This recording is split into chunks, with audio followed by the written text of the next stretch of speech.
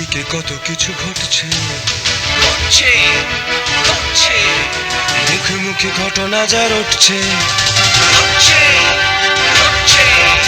আড়ালে প্রকাশ্যে যা বলছে, তাই নিয়ে ক্যামেরা চলছে, ক্যামেরা চলছে, ক্যামেরা চলছে, ক্যামেরা চলছে।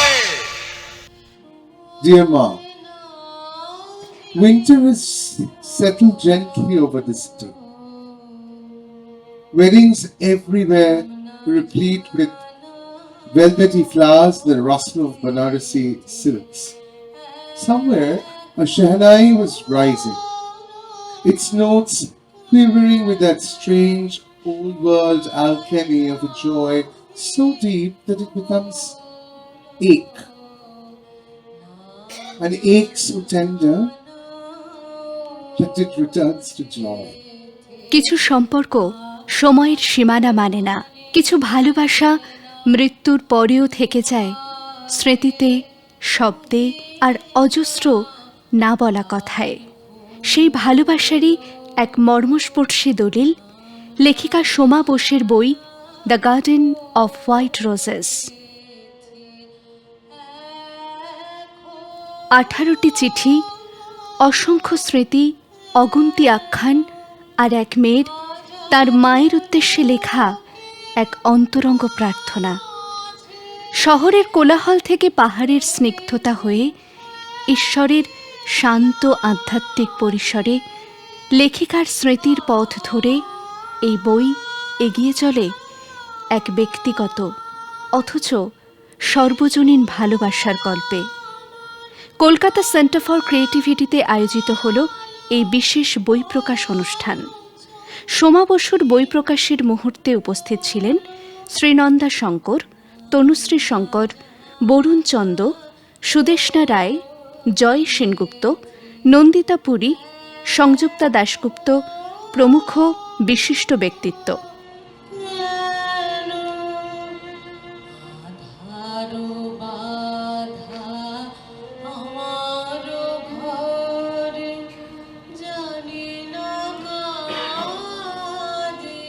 বই থেকে নির্বাচিত অংশ পাঠ করে শোনালেন সোহিনী সেনগুপ্ত এবং সুজয় প্রসাদ Chatterjee. Dear Ma, this afternoon I lingered over old photographs. The shutter of my phone sounded muffled. Outside my window, a cart passed, poha steaming, jalebis dripping sugar into paper trays, and in that fragrance, I was carried back. সঙ্গে ছিলেন রবীন্দ্রসঙ্গীত শিল্পী বনানী দে এবং বেহালা বাদক সন্দীপন গাঙ্গুলি। লেখিকা সোমা বোস জানালেন, 4 বছর, almost 5 বছর আগে ফার্স্ট বই Freny and the other women you have met, এই বইটি ছিল মহিলাদের নিয়ে and specially dedicating to home make. সেখান থেকে চলে আসি আমার second book I have had enough of you. কেন বলুন তো এটা? যখন মানুষের পিঠটা ঠেকে যায় না, তখন মনে হয় আর না, ব্যাস।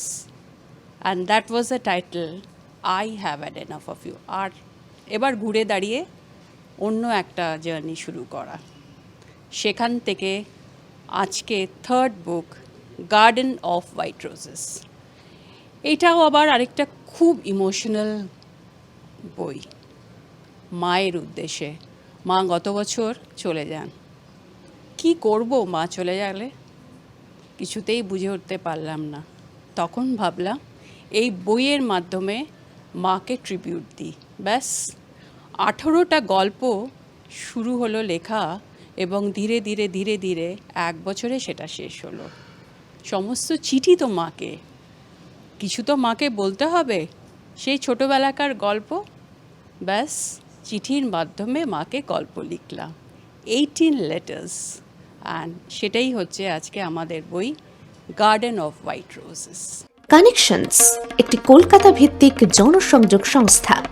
গত 30 বছর ধরে শিল্প, সংস্কৃতি, স্বাস্থ্য এবং কর্পোরেট ক্ষেত্রে সারা দেশে সফলভাবে কাজ করে চলেছে। ডিজিটাল প্ল্যাটফর্ম ও সংবাদ মাধ্যমের মাধ্যমে ক্লায়েন্টদের উদ্যোগ, পরিষেবা ও সাফল্যের কথা সঠিকভাবে সাধারণ মানুষের কাছে পৌঁছে দেওয়াই আমাদের মূল লক্ষ্য। অফিস ৭৯ রাজা বসন্ত রায় রোড, কলকাতা ৭,২৯,০০০। যোগাযোগ নম্বর 9831131596। ক্যামেরা চলছে।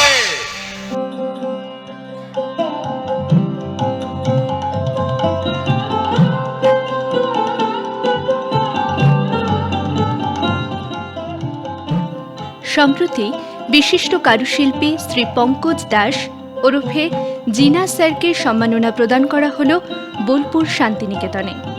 শ্রী পঙ্কজ দাস বাতিল হওয়া জিনিস দিয়ে নানান ধরনের সুন্দর জিনিস তৈরি করেন এবং এটাই ওনার শিল্পের একটা পরিচয়।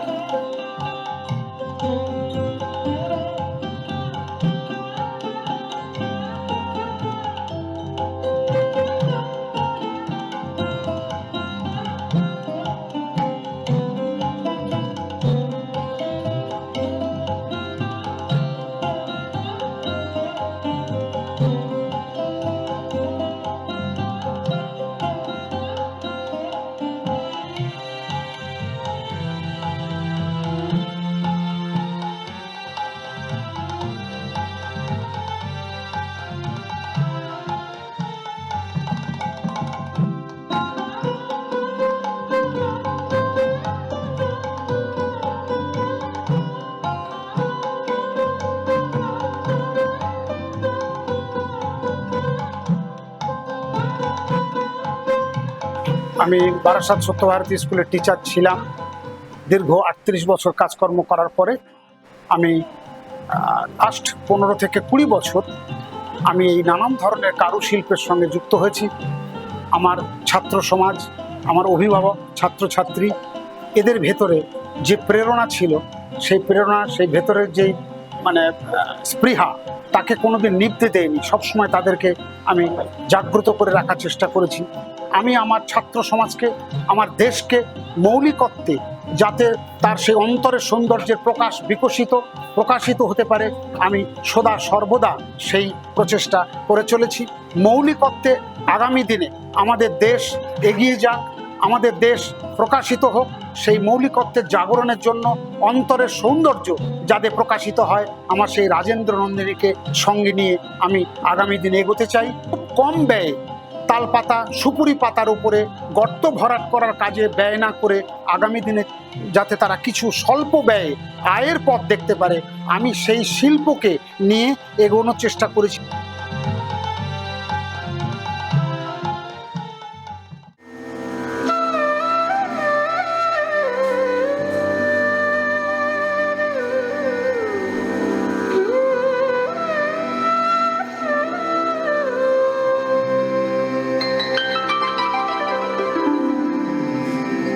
ನಾಟ್ಯ ಗಣಪತಿಗೆ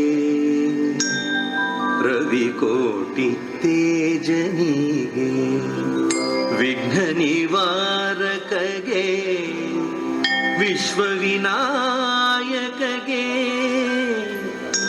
ಪ್ರಥಮಾಂಜಲಿ ಪ್ರಥಮ ಪುಷ್ಪಾಂಜಲಿ.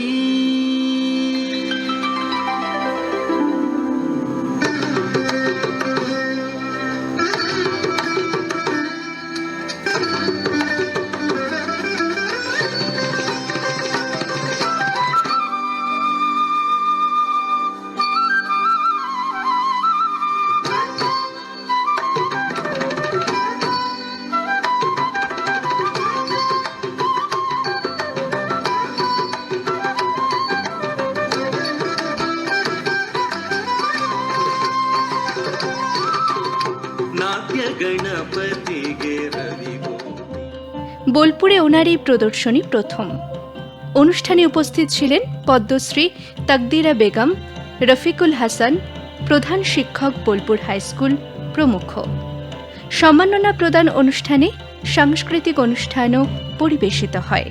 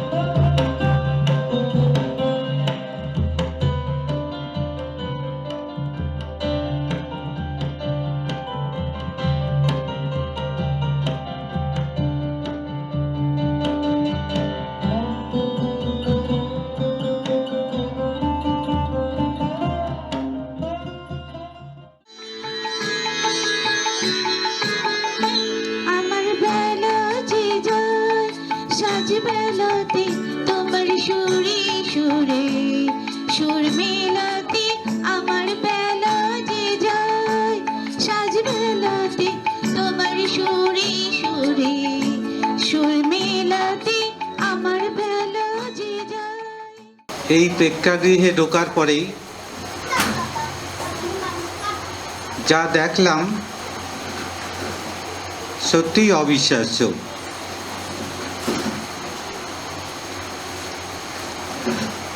যার ডাকে এসেছি পঙ্কজবাবু, ওনারই সব কিছু নিজের হাতে অত্যন্ত যত্ন সহকারে তৈরি।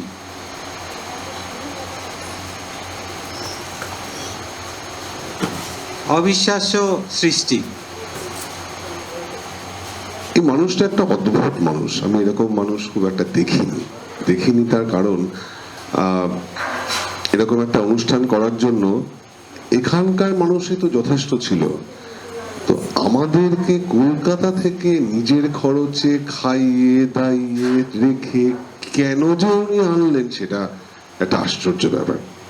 এটা কিন্তু শিল্পীর খেয়াল, এবং এই শিল্পীর খেয়ালের জন্য কিন্তু শিল্পী হয়ে ওঠে, ব্যবসায়ী নয়। আমি যখন দুর্গা ঠাকুর হব, অসুরকে আর মারবো না মা, একসাথে খই খাবো। কেন যে অসুরকে মারে আমি তো বুঝি না, আমি তো ছোট্টবেলা থেকে বুঝি। আমি যখন দুর্গা ঠাকুর হব, অসুরকে আর মারবো না মা, একসাথে খই খাবো। কেন মাগো দুর্গা ঠাকুর অমন অসুর মারে? অসুর মশাই কেনই অমন পায়ের কাছে পড়ে? ইঁদুর চড়ে গণেশ দাদা কেমন ভালো ছেলে, কার্তিক তো ময়ূর বাহন একটু ভোলা ফেলে। কেমন দেখো দাঁড়িয়ে থাকে লক্ষ্মী সরস্বতী, ওরা কি মা অসুর মারে? কি বা এমন ক্ষতি? একটা সবুজ অসুর দেখো কতদিনের দাড়ি, অরবিন্দ স্যারের মতো চুলের বাহার ভারী। আমাদের একজন স্যার ছিলেন কিন্তু অরবিন্দ স্যার, একদম অসুরের মতো দেখতে। একটা পোষা মহিষ ছিল, তার মাথাটাও কেটে রক্ত কত বইল নামা, পুজোই গেল ঘেটে।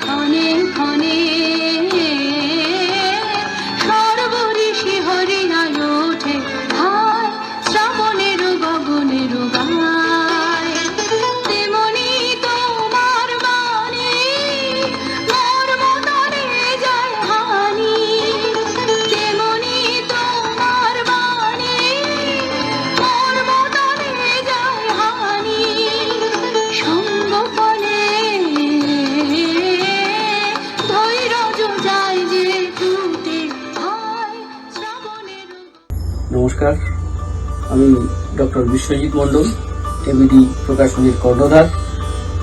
এই প্রকাশনীর সঙ্গে আমি দীর্ঘদিন ধরে জড়িত। এখান থেকে অনেক বই প্রকাশিত হয়েছে, তার মধ্যে একটি উপন্যাস জোরনের স্বপ্নপূরণ এই এবিডি প্রকাশনী থেকেই প্রকাশিত, এবং আমারই লেখা 20টি গল্পের সংকলন বিষকাহন, টানাপোড়েন। এছাড়া কবি মধুসূদন দত্তের মা চরিত্রকে নিয়ে আমার একটি বহু মূল্যবান গ্রন্থ মধু মননে মা, বইটি খুব সাড়া ফেলেছিল এবং এটি কলেজের ছাত্রছাত্রীরাও সাদরে গ্রহণ করেছে। এবং এছাড়া মধুসূদনের আরেকটি নারী চরিত্রকে নিয়ে লেখা মধু মননে নারী, এছাড়া বিভিন্ন চলচ্চিত্রকার অভিনেতা তাদের দিয়ে লেখানো খুব মূল্যবান গ্রন্থ স্মৃতির স্মরণে মনোজ মিত্র, এটি আমার সম্পাদনায় এবং আমার প্রকাশনী থেকে প্রকাশিত।